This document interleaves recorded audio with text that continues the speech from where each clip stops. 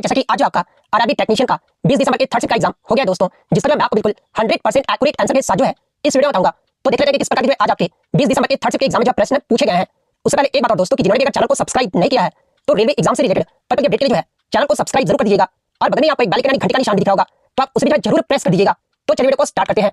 तो आपका पहला क्वेश्चन आता है कि which is the non metal that exist in the liquid state, यानी कौन सी गैर धातु जो है कमरे के तापमान पर तरल अवस्था में जो ये पाया जाता है। तो ये गैर धातु की यहाँ पर बात की जा रही है। तो ब्रोमीन एक ऐसा गैर धातु है जो कि कमरे के तापमान पर जो है या आपका तरल अवस्था में जो ये पाया जाता है। तो ब्रोमीन आपका यहाँ पे करेक्ट आंसर होगा। इसके बाद अगर ब्रोमीन की बात करें तो ये जो आपका ब्रोमीन है ना, ये आपके आवर्त सारणी यानी पीरियोडिक टेबल के जो है ये आपका समूह 17 का जो तत्व है। और ये समूह 17 को जो आपका किस ग्रुप से जाना जाता है, तो ये समूह 17 को जो है ये आपका हैलोजन ग्रुप के नाम से जो इसे जाना जाता है। इसके बाद ब्रोमीन के एटॉमिक नंबर की बात कर ले तो ये ब्रोमीन का जो परमाणु संख्या होता है ना, ये आपका 35 होता है। तो ये पॉइंट आप ध्यान रखिएगा। तो यहाँ आपका नॉन मेटल का पूछा जाता है। जब आपसे क्वेश्चन मेटल के बारे में पूछा जाए तो मैं आपको बता दूं कि मरकरी यानी इसे हिंदी में जो आपका पारा बोला जाता है और पारा का जो सिंबल होता है आपका Hg होता है। और देखिए मरकरी एकमात्र ऐसी धातु है जो कमरे के तापमान पर जो है ये आपका तरल अवस्था में जो वो पाया जाता है। तो ये पॉइंट भी आपको ध्यान रखना है। इसके अलावा मरकरी के अगर गलनांक की बात कर ले तो देखिए मरकरी का जो गलनांक होता है आपका बहुत कम होता है जो कि आपका -39 डिग्री सेल्सियस होता है। इसके अलावा ये जो आपका मरकरी है ये किस ब्लॉक का तत्व है, तो ये जो आपका डी ब्लॉक का तत्व है। तो ये पॉइंट भी आपको ध्यान रखना है। नेक्स्ट क्वेश्चन आपका आता है कि भारत का 43वां यूनेस्को विरासत स्थल जो कि आपका असम के मोइदम को जो आपका जो है वो दर्ज किया गया है और असम के मोइदम को जो है ये किस महीने में जो है यूनेस्को की सूची में इसे शामिल किया गया है। तो देखिए मैं आपको बता दूं कि असम के मोइदम को जो है ये आपका यूनेस्को के द्वारा 26 जुलाई 2024 को इसे जो आपका विश्व धरोहर सूची में जो आपका शामिल किया गया है। तो जुलाई 2024 आपका यहाँ पे करेक्ट आंसर होगा। इसके अलावा बात कर ले ये जो आपका असम का जो मोइदम है ये क्या है। तो देखिए असम के मोइदम की बात कर ले तो ये जो आपका ताई आहूम के शाही परिवार का जो आपका दफन स्थल है। तो ये पॉइंट भी आपको ध्यान रखना है। और इससे प्रीवियस शिफ्ट में आपसे पूछा गया था कि यूनेस्को के जो आपकी 40वीं जो विश्व धरोहर समिति का जो सत्र हुआ था ना, ये कहां पर आयोजित किया गया था। तो मैं आपको बता दूं कि यूनेस्को के 40वें विश्व धरोहर समिति का जो सत्र है ना, ये आपके 21 से 31 जुलाई 2024 तक जो है ये आपका नई दिल्ली में इसका आयोजन जो वो किया गया था। तो ये पॉइंट भी आपको ध्यान रखना है। इसके अलावा बात कर ले असम के दो और यूनेस्को विश्व धरोहर स्थल भी है और वो कौन-कौन से हैं। तो एक आपका काजीरंगा राष्ट्रीय उद्यान है और सेकंड आपका मानस वन्यजीव अभयारण्य है। तो ये पॉइंट भी आप ध्यान रखिएगा। नेक्स्ट क्वेश्चन आपका आ रहा था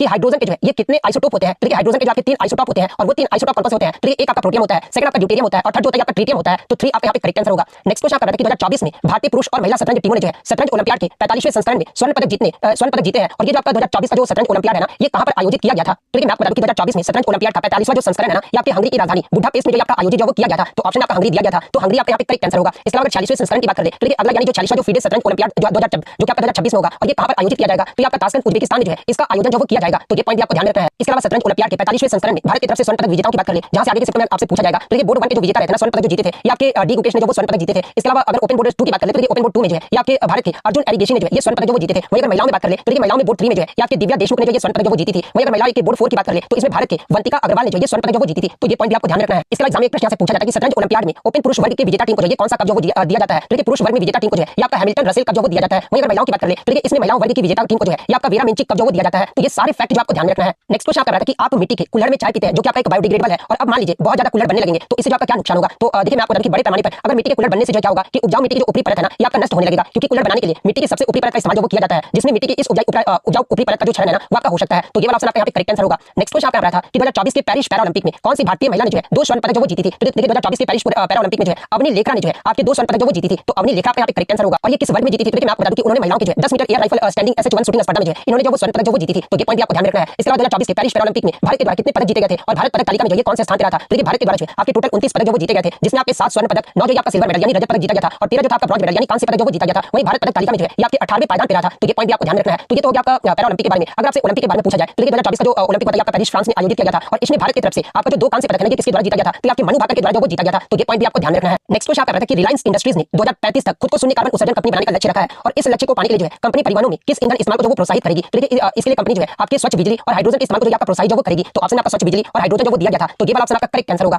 नेक्स्ट आपका क्वेश्चन आया था कि पृथ्वी की क्रस्ट में सबसे ज्यादा मात्रा में जो पाया जाने वाला धातु कौन सी है। तो पृथ्वी की क्रस्ट में आपका सबसे ज्यादा मात्रा में पाया जाने वाला धातु की बात कर ले तो देखिए सबसे ज्यादा तो आपका ऑक्सीजन पाया जाता है। ऑक्सीजन जो आपका 47% पाया जाता है, लेकिन ऑप्शन आपका ऑक्सीजन नहीं दिया गया था। सेकंड आपका सबसे जो आपका पाया जाता है धातु ये आपका सिलिकॉन धातु जो वो पाया जाता है। तो यहाँ पर सिलिकॉन जो ऑप्शन नहीं दिया गया था। तो सिलिकॉन जो आपका 28% पाया जाता है। ऑप्शन आपका एल्यूमिनियम दिया गया था। तो देखिए एल्यूमिनियम आपका करेक्ट आंसर होगा, क्योंकि पृथ्वी की क्रस्ट में आपके तीसरे नंबर पर सबसे ज्यादा पाया जाने वाला जो धातु है ना ये आपका एल्यूमिनियम है। तो एल्यूमिनियम आपका यहाँ पे करेक्ट आंसर होगा। हालांकि ऑक्सीजन तो गैस हो गया, ठीक है। तो एल्यूमिनियम ऑप्शन दिया गया था तो एल्यूमिनियम आपका करेक्ट आंसर होगा। इसके बाद आयरन जो आपका 5% पाया जाता है, कैल्शियम आपका 3.6% पाया जाता है। आप ये क्रम जो वो नीचे से देख सकते हैं कि कितने परसेंट जो है आपके पाए जाते हैं। तो एल्यूमिनियम ऑप्शन दिया गया एल्यूमिनियम, इसलिए आपका यहाँ पे करेक्ट आंसर होगा। नेक्स्ट क्वेश्चन आपका रहा था कि who discovered the atomic nucleus यानी परमाणु नाभिक की जो खोज है ना ये किसने की थी। तो देखिए परमाणु नाभिक की जो खोज है ना ये आपके 1911 में अर्नेस्ट रदरफोर्ड के द्वारा जो वो किया गया था। तो अर्नेस्ट रदरफोर्ड आपका यहाँ पे करेक्ट आंसर होगा। इसके अलावा विज्ञान से खोज से जुड़े कुछ और अगर अन्य सवाल को देख लेते हैं जहां से एग्जाम में प्रश्न पूछे जाते हैं, जैसे कि प्रकाश बल्ब का जो आविष्कार ये किसने किया था। तो आपके थॉमस एडिसन के द्वारा 1878 में जो है प्रकाश बल्ब का आविष्कार जो वो किया गया था। सापेक्षता का सिद्धांत ये आपका किससे जुड़ा हुआ है। तो देखिए सापेक्षता का जो सिद्धांत है आपका अल्बर्ट आइंस्टीन के द्वारा जो वो दिया गया था। पेनिसिलिन की जो खोज है किसके द्वारा किया गया था। तो आपके अलेक्जेंडर फ्लेमिंग ने जो पेनिसिलिन की खोज की थी। ट्रिपल डब्ल्यू का पूछा जाए तो देखिए वर्ल्ड वाइड वेब का जो आविष्कार है ना ये आपके ब्रिटिश वैज्ञानिक टिम बर्नर्स ली के द्वारा 1989 में जो है इसका आविष्कार जो वो किया गया था। इसके अलावा अगर बात करें आइंस्टीनियम की जो खोज है ये कब हुआ था, तो ये आइंस्टीनियम की जो खोज है ना ये आपके 1952 में पहले हाइड्रोजन बम विस्फोट के मलबे के एक घटक के रूप में जो वो किया गया था। क्वांटम सिद्धांत की जो शुरुआत ये किसने की थी, तो ये क्वांटम सिद्धांत की जो शुरुआत है ना ये आपके मैक्स प्लैंक ने क्वांटम सिद्धांत की शुरुआत जो वो किए थे।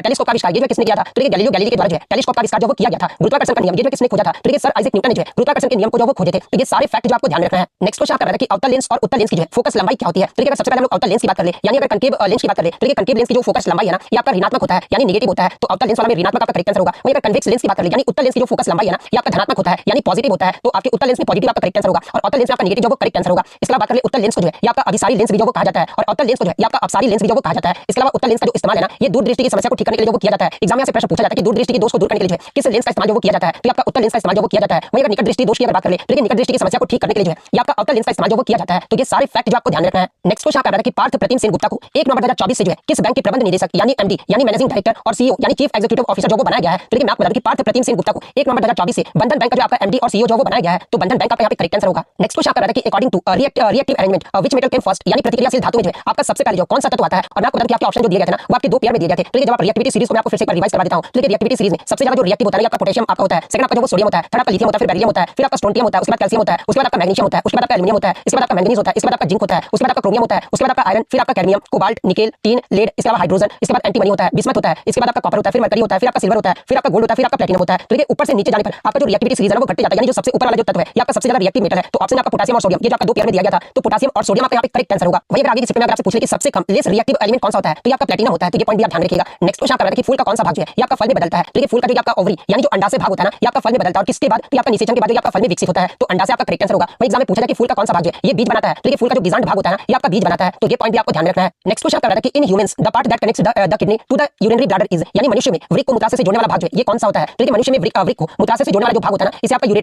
यूरेटर्स यानी मूत्र नालिका या फिर मूत्र वाहिनी जो वो कहा जाता है। तो ऑप्शन आपका मूत्र वाहिनी दिया गया था, तो मूत्र वाहिनी आपका यहाँ पे करेक्ट आंसर होगा। नेक्स्ट क्वेश्चन कर रहा था कि किसी तत्व के परमाणु द्रव्यमान को जो है ये किस प्रकार से जो वो दर्शाया जाता है। तो ये किसी भी तत्व के एटॉमिक मास यानी परमाणु द्रव्यमान को जो है ये आपका AMU से जो वो दर्शाया जाता है, तो AMU आपका यहाँ पे करेक्ट आंसर होगा। तो ये तो हो गया आपका परमाणु द्रव्यमान के बारे में। अगर आपसे एटॉमिक नंबर यानी अगर आपको बात करें परमाणु संख्या की बात करें तो ये परमाणु किसी भी तत्व के परमाणु संख्या को जो है ये आपका Z से जो वो दर्शाया जाता है, तो ये पॉइंट भी आपको ध्यान रखना है। इसका एग्जाम में एक प्रश्न यहाँ से पूछा जाता है कि एक AMU इक्वल टू कितना किग्रा होता है। तो ये एक AMU equal to 1.66 into 10 to the power -27 किग्रा होता है, तो ये पॉइंट भी आपको ध्यान रखना है। नेक्स्ट क्वेश्चन यहाँ पर वाशिंग सोडा यानी धावन सोडा का जो है ये आपका रासायनिक सूत्र जो वो पूछा गया था। तो ये धावन सोडा का जो रासायनिक सूत्र होता है ना ये आपका Na2CO3.10H2O होता है और इसे जो आपका सोडियम कार्बोनेट डेकाहाइड्रेट जो वो कहा जाता है, तो Na2CO3.10H2O आपका करेक्ट आंसर होगा। तो ये तो हो गया आपका वाशिंग सोडा का फार्मूला। अगर आपसे जो बेकिंग सोडा का फार्मूला अगर आपसे पूछ ले तो ये खाने वाला सोडा का जो फार्मूला होता है ना ये आपका NaHCO3 होता है और इसे जो आपका सोडियम हाइड्रोजन कार्बोनेट जो वो कहा जाता है, तो ये पॉइंट भी आप ध्यान रखिएगा। नेक्स्ट आपका है कि through which tissue do water and minerals reach the leaves in plants यानी पौधे में पानी और खनिज जो है ये किस ऊतक के जरिए पत्तियों तक जो ये पहुंचता है। तो ये पौधे में पानी और खनिज जो है ना ये आपका जाइलम टिश्यू यानी जाइलम ऊतक के द्वारा जो है ये आपका पत्तियों तक जो वो पहुंचता है, तो जाइलम ऊतक आपका करेक्ट आंसर होगा। वहीं अगर फ्लोएम की बात कर ले तो ये पत्तियों द्वारा उत्पादित भोजन को पौधे के अन्य भागों तक पहुंचाने का जो जिम्मेदारी है ना ये फ्लोएम करता है, तो ये पॉइंट भी आपको ध्यान रखना है। यानी एग्जाम में पूछा जाए कि पत्तियों द्वारा उत्पादित भोजन को पौधे के अन्य भागों तक ये जो किसके द्वारा पहुंचाया जाता है किस ऊतक के द्वारा, तो ये आपका फ्लोएम ऊतक के द्वारा जो आपका पहुंचाया जाता है। नेक्स्ट क्वेश्चन आपका आ रहा था कि what is the effect of increase in surface area on the rate of evaporation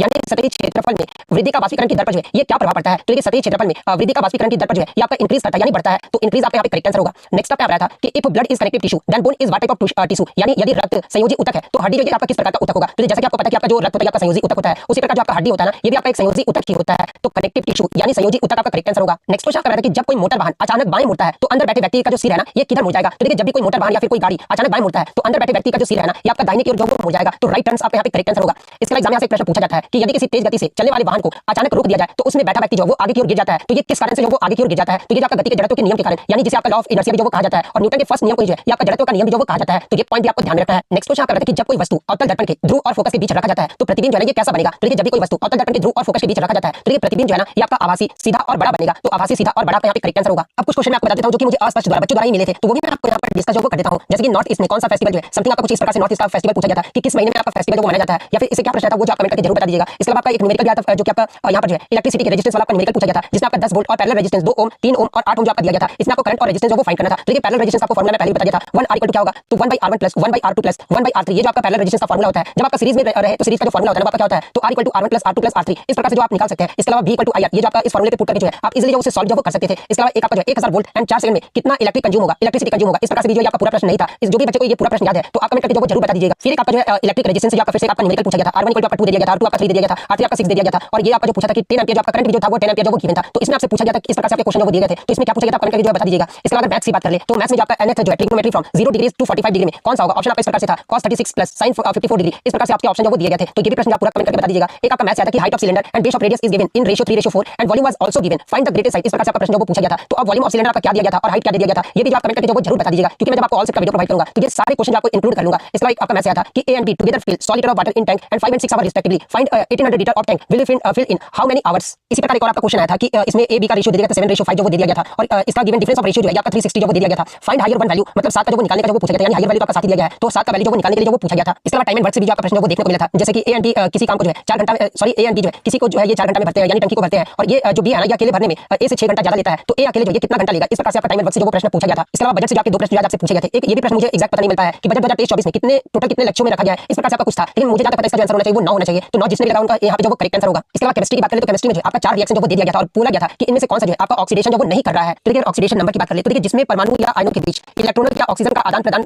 होता है उसे तो आपका ऑक्सीडेशन नंबर जो वो कहा जाता है। तो बच्चों द्वारा एक ऑप्शन मुझे मिलता था कि Mg+O2 Mg+ इस प्रकार से आप MgO2 वो दिया गया था, तो इसमें तो आपका ऑक्सीजन का आदान प्रदान हो रहा है, तो ये तो आपका ऑक्सीडेशन जो वो होगा। इसके अलावा Ca+O2 CO दिया गया था, तो इसमें भी आपका ऑक्सीजन का जो वो आदान प्रदान हो रहा है, तो इसमें भी जो आपका ऑक्सीडेशन जो है वो हो रहा है, तो ये तो दो आपके आंसर नहीं होंगे। इसके अलावा एक आपका बिना O2 वाला भी था, तो देखिए बिना O2 वाला जिस भी ऑप्शन आपका दिया गया होगा वही आपका जो वो करेक्ट आंसर होगा, यानी Na और क्लोरीन करके आपका एक ऑप्शन दिया गया, सोडियम और क्लोरीन का ऑप्शन दिया गया था, तो यही वाला आपका करेक्ट आंसर होगा, क्योंकि यहाँ पर ऑक्सीडेशन नहीं कर रहा है ये पूछा गया था, तो ये वाला ऑप्शन आपका यहाँ पे करेक्ट आंसर होगा। इसके अलावा सिंपल इंटरेस्ट भी जो आपका प्रश्न पूछा गया था कि 5.5% एंड 6.5% की रेट से सिंपल इंटरेस्ट ये 2 साल के बाद अमाउंट कितना होगा, जहाँ पे प्रिंसिपल जो आपका दिया गया था ये आपका 64,000 जो वो दिया गया था, और जिसका आंसर जो है समथिंग आपका 94,200 जो वो निकल कर आ रहा था। तो एक्जेक्टली ये प्रश्न था, तो कमेंट करके बता दीजिएगा, और आंसर भी शायद आपका यही आ रहा था। इसके अलावा फाइंड फोर्थ प्रोपोर्शनल जो आपका एक प्रकार का रेशियो एंड प्रोपोर्शन से जो है आपका इस प्रकार से जो वो प्रश्न पूछा गया था। इसके अलावा यहाँ पर आपका ट्रेन से भी जो प्रश्न पूछा गया था कि 45 किलोमीटर पर आवर की स्पीड जो आपका without stoppage and 36 kilometre per hour with stoppage, find how many minutes train stop in 1 hour, यानी 1 घंटे में जो है आपका ट्रेन जो है ये कितने मिनट में जो आपका रुकेगा, इस प्रकार से आपका प्रश्न जो वो पूछा गया था। आगे एक और आपका बजट से मैंने बताया था कि आपका पूछा गया था कि 2023-24 में स्कूल पार्टिसिपेशन कितने % इंक्रीज होगा, तो ये वाला ऑप्शन तो बच्चों ने पूरा बता दिया, लेकिन पूरा एग्जैक्ट प्रश्न क्या था ये भी जो आप कमेंट करके जो वो जरूर बता दीजिएगा। इसके बाद रीजनिंग में भी जो आपका एक प्रश्न बच्चों द्वारा मुझे मिल पाया था कि रीजनिंग में आपका 33, 41, 57, 89, 153, और नेक्स्ट जो आपका नंबर था वो पूछा गया था कि अगला जो नंबर होगा वो क्या होगा। तो आप यहाँ पे क्लियरली देख सकते हैं कि पहले आपका 33, 8 आपका जो वो प्लस हो रहा है 41, और फिर आपका कितना बढ़ रहा है तो आपका 16 बढ़ रहा है, फिर आपका कितना बढ़ रहा है तो आपका 32 बढ़ रहा है, फिर आपका 64 बढ़ रहा है, तो इस प्रकार से आपका बढ़ रहा है, तो यानी 8 16 उसके बाद आपका 16 32 32 का दुना 64, 64 का दुना क्या होगा तो 128 होगा, तो यानी 153 में 128 जब जोड़ोगे तो हमारा निकल कर कितना आ जाएगा, तो ये हमारा 281 जो वो निकल कर आ जाएगा, तो 281 आपका यहाँ पे करेक्ट आंसर हो जाता। इसके बाद आपका पूछा गया था कि height of cylinder and base of radius is given, ये तो मैंने आपको बता दिया कि इस प्रकार से आपका वॉल्यूम और जो क्या दिया गया था एग्जैक्ट क्वेश्चन जो वो कमेंट करके बता दीजिएगा। इसके अलावा ये वाला क्वेश्चन भी जो मैंने आपको बता दिया है, तो इतने क्वेश्चन आज मुझे बच्चों के द्वारा मिले थे जो कि आपके 100% रियल और ऑथेंटिक है। तो अगर वीडियो चले तो वीडियो को जो है लाइक जरूर कर दीजिएगा, और इसी तरह आपको पीडीएफ अगर पाना है